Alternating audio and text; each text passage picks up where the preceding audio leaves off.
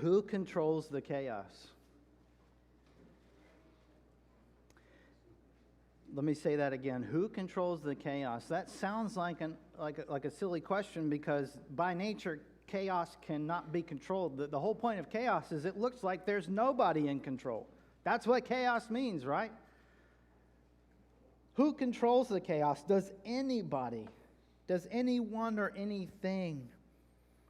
When we think about the world that we live in, it oftentimes seems like a chaotic storm that just whirls and whips any way that it wants to, any way that it wills. And to say that we live in a chaotic world is a complete understatement, isn't it? I mean, we see it every day, and I think especially events in recent days remind us that there is evil in the world. Like when we talk about evil, it's not just that people make bad decisions. People have a sin nature. There is wickedness in this world. The world seems like it's increasingly frenzied and frantic, frenetic, chaotic. With what happened in Texas, we see that there are very evil and wicked people who do evil and wicked things. There's no way to look at that and not say that there is no wickedness and evil in the world, that there's not something fundamentally wrong with the human heart. On top of that, in recent days, a report was released regarding sexual abuse in Southern Baptist churches and by Southern Baptist pastors. It implicated a past Southern Baptist Convention president who was credibly accused of an inappropriate relationship, an abusive relationship, if I can just go ahead and say that as well. During that investigation, it was found that leadership in the SBC kept a list of credibly accused pastors who were convicted. I mean, it's in the news, and they released this list, and it's 205 pages long. And so if we wonder, is there evil and wickedness in the world, these last 2 days, I mean, a whole lifetime we see that, but these last 2 days more than anything, these last few days, not 2 days, these last few days prove that. Regarding that abuse report, let me just say a few things. Number one, as your pastor, I'm committed to our church being a place that cares for abuse survivors well. Number one, let me just say this. If you are here and you feel that you've experienced abuse from a person, I don't care if it's a pastor or anybody. I want you to know, if you come to me, I will believe you. Now, I know that raises red flags, because a lot of times people will say, well, this whole movement of just believe women, that they just can make accusations. That's not what we're saying, that people can make wild accusations and there's no verification. But what we are saying, what I am saying, is that I want to listen. I want to believe you enough that we work towards resolution together, that we help you. I know a lot of times it's the idea of making an accusation is, well, you know, somebody just does this for attention, or they're just trying to gain something out of that. If you know anything about what abuse survivors go through when they finally go public with these claims, this is not something that is sunshine and roses. When you make accusations and you are public about them, you endure mocking, you endure people calling you names, giving you the cold shoulder, people insulting your intelligence, your integrity, and a whole host of... So making a claim or saying that you've undergone this is not a way that a young lady or a young man or anybody gains a stage that they even want in the first place, okay? So we want to be a church that cares well, we want to believe, and we want to protect.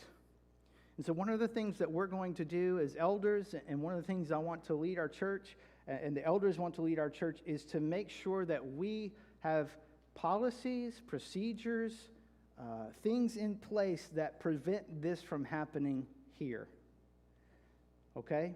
And so we're going to be having a conversation. So in the next few months or so, be looking out for us having this conversation about how do we deal with it? What's the right way to deal with it? What's the wrong way to deal with it? So we want to believe, we want to be on the side of those who have survived abuse. We want to make sure that we have things in place that protect. And then lastly, because this could be a whole sermon in and of itself, but we want to care for those that Jesus cares about. Jesus cares for the underrepresented. He cares for the abused. He cares for the least of these. And if we're going to say that we care for the least of these like Jesus, for the downtrodden, for the overlooked, for those who are pushed aside by society, then I can think of almost nobody better than someone who has undergone abuse, especially at the hands of somebody in the church. And so here's my thing. Let me just tell you about my history with this, okay? In the last church we were at, we had to deal with this. And it split the church. People left. And I'm just going to go ahead and tell you, I don't care. I do not care. If there is a credible accusation and we find out and we go through that, listen, my side, I'm not on anybody's side. My side is on the side of truth, and my side is on the side of caring for those who have been abused. Okay? So listen, let me put it as in plain terms as possible. I don't care if it gets me fired. I don't care if half the church leaves. I don't care if tithing plummets. If we can't keep the lights on, we'll have church during the day and we'll just have it in the sunlight. If we can't do it with the electricity on, we'll bring fans, bring palm branches. I don't care. It is that important and that much worth it to me.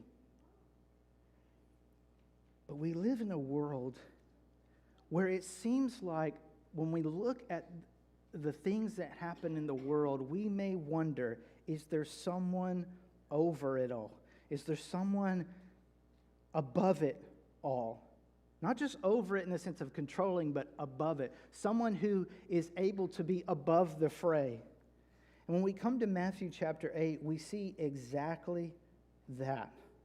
In Matthew chapter 8, verses 23 through 27, we see that Jesus gets in a boat and he starts crossing a sea, and we have this account of Matthew, and there's something that Matthew is doing here that we might miss if we're not careful.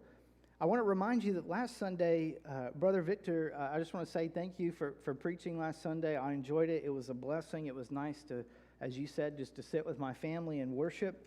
But he reminded us that the call to follow Jesus is a call to a radical discipleship, a radical obedience. To follow Jesus is to be willing to leave everything for the sake of Christ. And so let me just reiterate that point here. If you're here this morning and you say, I am following Jesus, the bar that is set is that you are willing to leave everything and lose everything for the sake of Christ. And that call to follow Christ that Victor preached on last week is followed by this account of Jesus following Jesus and calming a storm. And so in this story that we're going to read, we see not only who it is we are called to follow. We're called to follow Jesus, that's what we learned last week, but we can follow him with a trust and assurance. Look at verse 23. It says, he got in the boat. So he was on the side of the sea in Capernaum. He was there. He got interrupted by getting asked these questions. And he's there with his disciples. But then notice it says he got into the boat. Now remember, look at verse 22, okay? But Jesus told him, follow me, right? You see that? Then look at verse 23. That was verse 22. Look at verse 23. As he got in the boat, his disciples followed him. It's the same word. So the call is follow me, And then we get this story about the disciples, and Matthew tells us they followed him. And I think Matthew does that intentionally to make a connection. It's almost like the whole reason Matthew puts this account here is because the whole account is a metaphor for following Jesus. When we commit to follow Jesus, what we see in this account is something like what life can be like when we follow him. It's a picture, it's an illustration of what it is to follow Jesus. So they get in the boat, they are following Jesus, right? And as often happens, listen, verse 24, suddenly a violent storm arose. The word for a violent storm, it's like, the word for violent is seismos. You know, we talk about seismograph, earthquake. This is a megastorm. It's almost as if like an earthquake happened underwater, and this is the type of waves and storm that is taking place. And so it implies this, this is not a rain shower on the water. If you've ever been on a boat and if there's not thunder and lightning, it's just a little bit of drizzle, you don't go back to the ramp and get everything packed up over a little rain.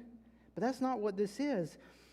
This idea of a storm, it implies a strong action of wind, and the focus is really on the violent motion caused by the waves.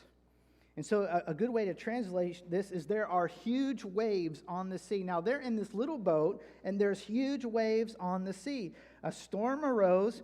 Now look at what Matthew says. So that, it was so bad, so that the boat is being swamped by the waves. So what's the result that's going to happen in this storm? Notice, this isn't the imagination of the disciples, right? This is not some kind of like childlike panic. The waves are covering the boat.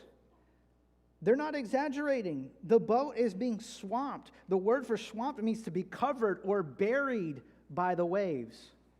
So here they are in this boat following Jesus, and they are literally being inundated with waves.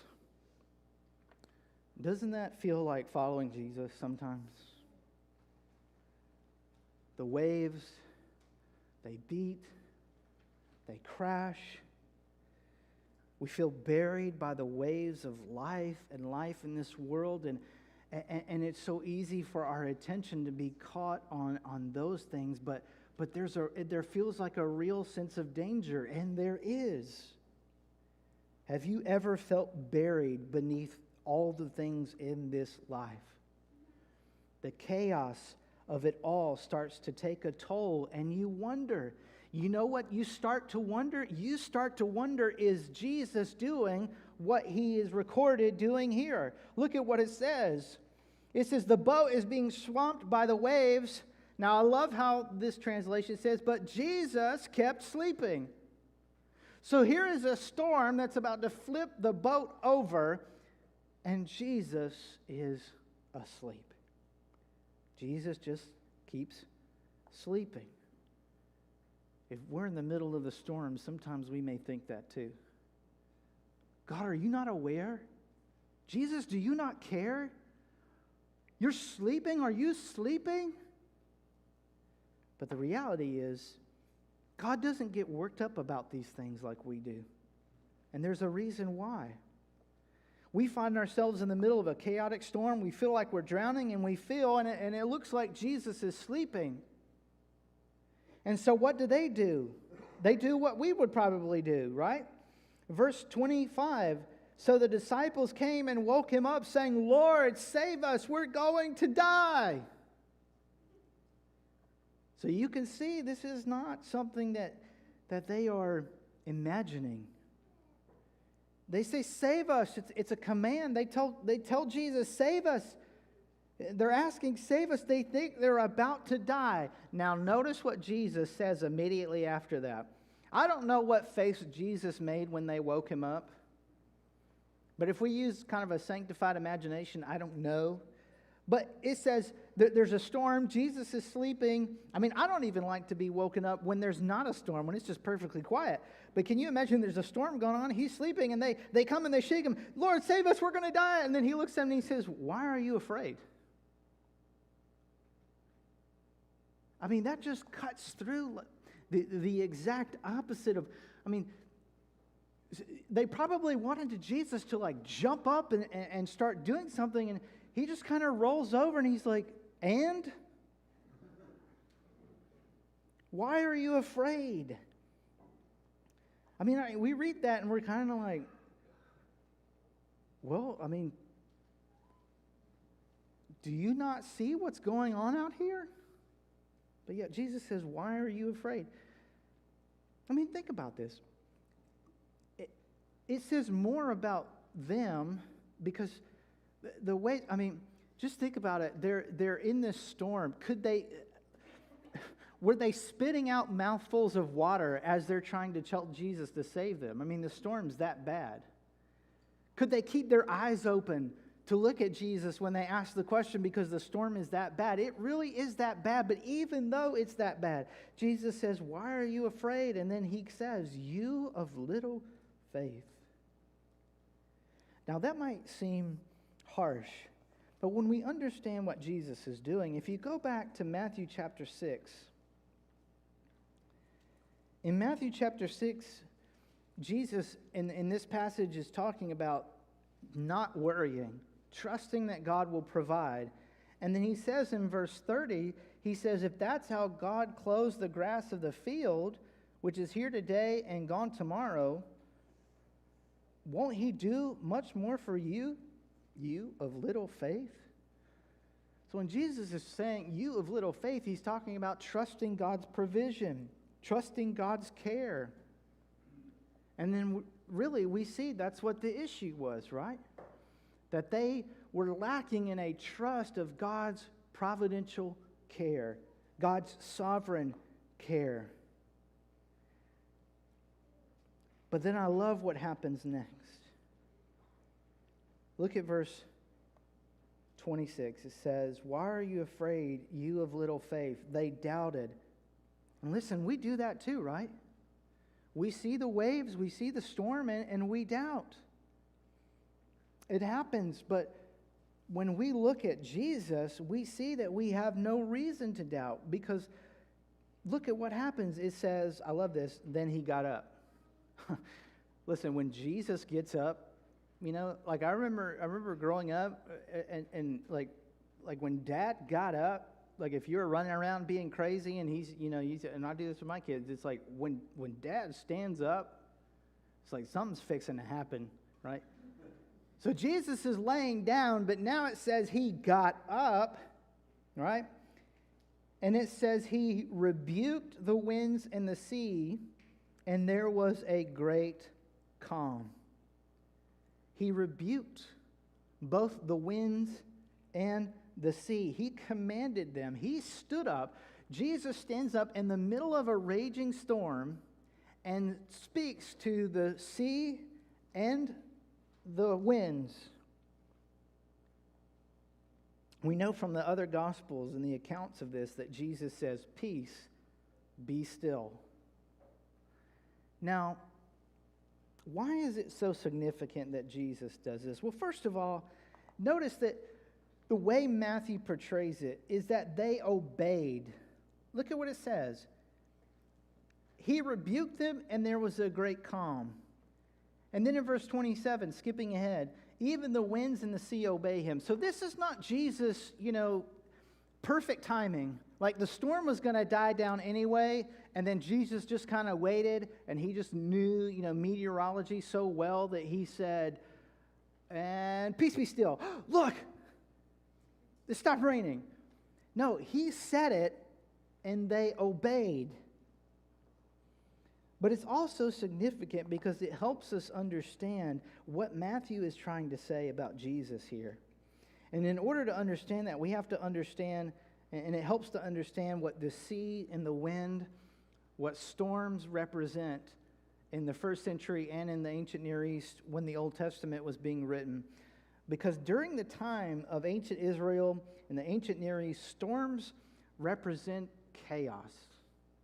The sea represents chaos and unruly. And it's kind of that way today, too. None of us think we could actually tame the ocean, right? There is a bigness to it. There is a greater than usness to it.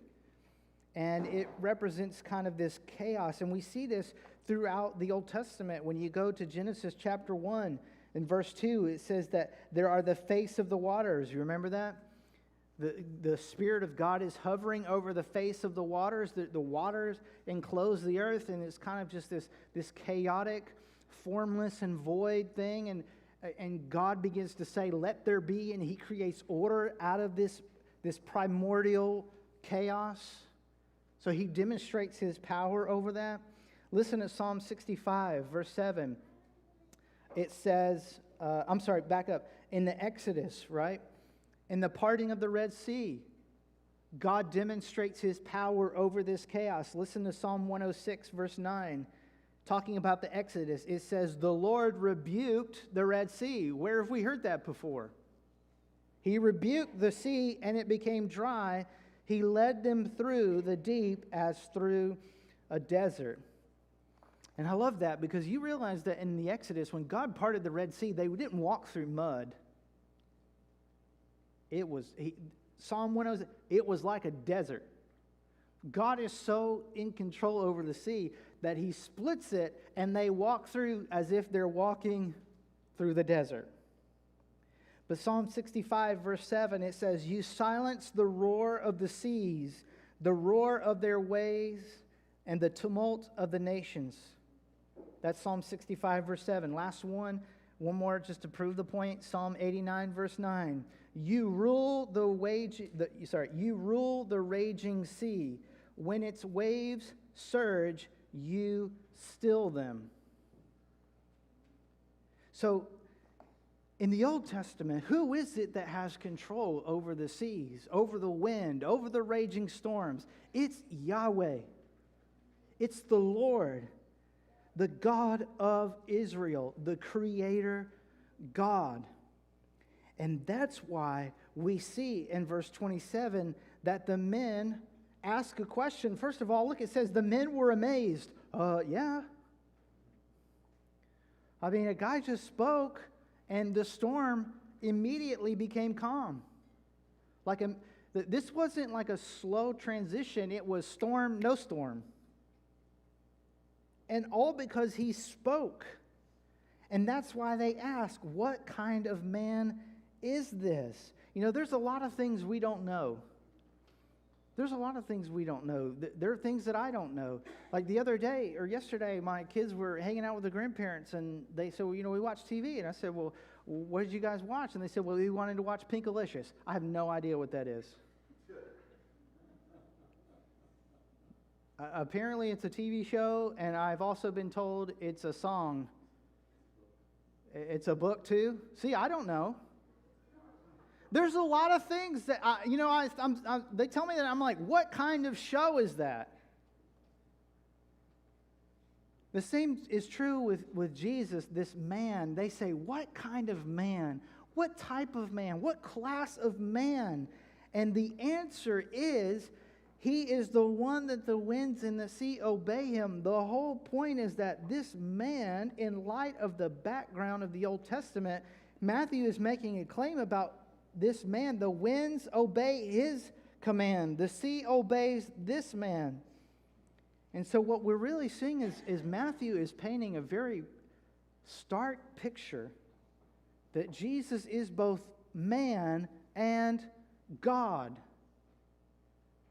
He's a man. Notice he sleeps. He's sleeping in a boat. That's what a man does. But he also speaks, and creation obeys. Jesus is fully God and fully man. And when we follow Jesus, we're not just following a man, but we're following God Himself. So how does that change when we see the waves and the storms of life? When we say we're going to follow Jesus and the storms come, we're not just following some man, we're following God. And if we follow Jesus, we can be confident that as we follow him, whatever storm we face, God is in control. Just think about what incredible assurance this is of God's sovereignty. That in following Christ, we see that the power he has can be used in our lives as well. And so if you remember nothing else this morning, I think what Matthew is trying to say is when we follow Jesus, this is who we're following. And what does that mean? If you remember nothing else, is this: because Jesus is both God and man, believers can follow him wholeheartedly. Because Jesus is both God and man, believers can follow him wholeheartedly. He can be trusted. In contrast to having little faith, great faith belongs and great peace is to those who follow him knowing who he is. So is it possible for the world to be storming around you, but you have peace? Absolutely. When you follow the Lord Jesus. It comes from trusting Jesus. And so because Jesus is both God and man, believers can follow him wholeheartedly. There are 5 applications I want to make from this passage, just in no particular order. How do we live this out? What can we do when we are asking, Jesus, I want to follow you wholeheartedly, knowing that you're God and man, that I can trust you? How do I live that out? Number 1, are you ready? Take a nap. Who said nice? Okay. Take a nap. Go to bed. Listen, if the disciples are the people we don't want to be like, in this story, it's like, okay, well, they're the example not to follow. What is the example to follow, right? Sunday school answer: Jesus. Jesus was not lacking in faith. He was not lacking assurance in God's protection and provision. And so in the middle of the storm, in the middle of everything around him, he can take a nap. And I want to tell you, sometimes the most holy thing you can do is take a nap. Why? Because you're resting. It's an expression of trust. Go to bed early. Go to bed on time. That is a way to express your trust in God. That he will take care, that the world will not collapse around you while you sleep. And let me tell you, I know, because there are people like this. You're here this morning, and you're exactly the type of person who needs this. Listen, go to bed. So one way we can experience and express our trust in following him wholeheartedly is to rest. That's the whole point, rest. Jesus is sleeping in the middle of this horrendous storm. So take a nap. Number 2, do not fear storms. How do we apply this? Do not fear storms. Jesus says, why are you afraid? If we can get to the point where we can trust God to care for us and protect us, we do not need to be afraid of storms. So if there's any kids here, listen, boys and girls, if you're afraid of thunderstorms, you don't need to be afraid because God can protect you. And listen, adults, whatever storms that come about, you don't need to be afraid. That's the second application. Let me give you a third one. Learn from the storms. Learn from the storms. There is a sense in which this whole passage, we learn something that, I mean, we could think of a way that we could learn it. We could just read it, but the disciples learned something about Jesus in this whole episode. And we learn something about Jesus. Sometimes storms come and they're allowed to come so that we learn something about God that we either have never learned or we have forgotten, we need to remember, or it's something that God wants to show us again. Learn from the storms. It's an opportunity to learn something about Jesus. So that's the third application. Try to learn from the storms. Number 4, remember God is in the boat with you. the disciples maybe didn't have this exact understanding, but when we read this and we apply it to our own lives, we realize God is in the boat with these disciples. If we would remember that God is in the boat with us, how would that change every wave, every gust, every gale that we possibly face? I mean, when I was growing up playing video games, one of the most popular games that I remember playing was Mortal Kombat. And I'm not necessarily endorsing the game, but you remember the whole game was you had this guy, this character, and this character, and they just fought each other, right? And you'd always try to get the best character and whoever you thought was strongest and all this stuff. And when we think about it, if God's in the boat for us, if God's on this side and any storms on this side, who do we think is going to win? God, right? And then we realize that He is in the boat with us. Listen, when God is in the boat with us and a storm's coming, you can say, hey, storm, guess what? I'm riding with Him. So remember that God is in the boat with you. Whatever you're going through, whatever storm you're going through right now, if you are a believer in Jesus Christ, understand that God is with you. He has not left you. He has not forsaken you. You are not going through this alone. He is not watching from the shore saying, paddle harder. He's right there in the boat with you. So take a nap. Don't be afraid of storms. Learn from the storms. Remember that God is with you in the storm. And then number 5, examine what storms set you to panic. Examine what storms set you to panic. For some of us, it's the financial type of storms. When we see the budget getting stretched, or we see less hours that we're being scheduled for, and we wonder how we're going to make ends meet.